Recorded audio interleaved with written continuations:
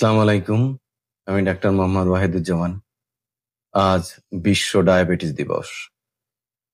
প্রতি বছরের মতো এবছরও সারা পৃথিবীতে পালিত হচ্ছে ডায়াবেটিস সচেতনতার জন্য বিশ্ব ডায়াবেটিস দিবস।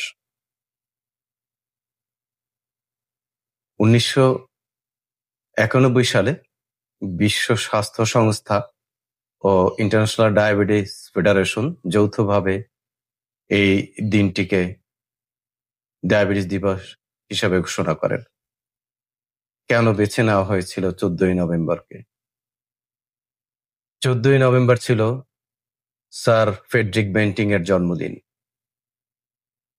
স্যার ফ্রেডরিক বেন্টিং এবং চার্লস বেস্ট ১৯২১ সালে কানাডার টরন্টো বিশ্ববিদ্যালয়ে ইনসুলিন আবিষ্কার করেন।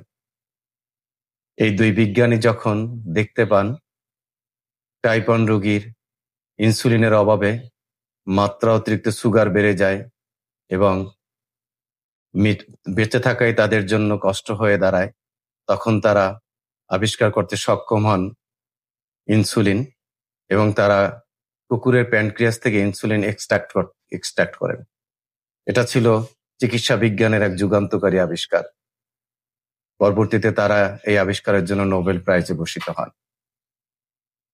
১৯২২ সালে তারা এই ইনসুলিন লিওনার্ড থমসন নামক ১৪ বছরের টাইপ 1 ডায়াবেটিসে আক্রান্ত এক যুবকের শরীরে প্রয়োগ করেন, যিনি মৃত্যুশয্যায় ছিলেন। বেঁচে যান লিওনার্ড থমসন, বেঁচে ছিলেন ১৩ বছর। অবশ্য তিনি মারা যান নিউমোনিয়া আক্রান্ত হয়ে। ডায়াবেটিস এক প্রাণঘাতী রোগ, অবশ্য রোগ না, রোগের কারণ। ডায়াবেটিসের জন্য মানুষের স্ট্রোক, হার্ট অ্যাটাক, কিডনি রোগ, চক্ষু রোগ, স্নায়ুতন্ত্রের জটিলতা, নানান জটিলতার সৃষ্টি হয়। সারা পৃথিবীতে বর্তমানে ৫৮ কোটি মানুষ ডায়াবেটিসে আক্রান্ত। বাংলাদেশের ব্যতিক্রম নয়।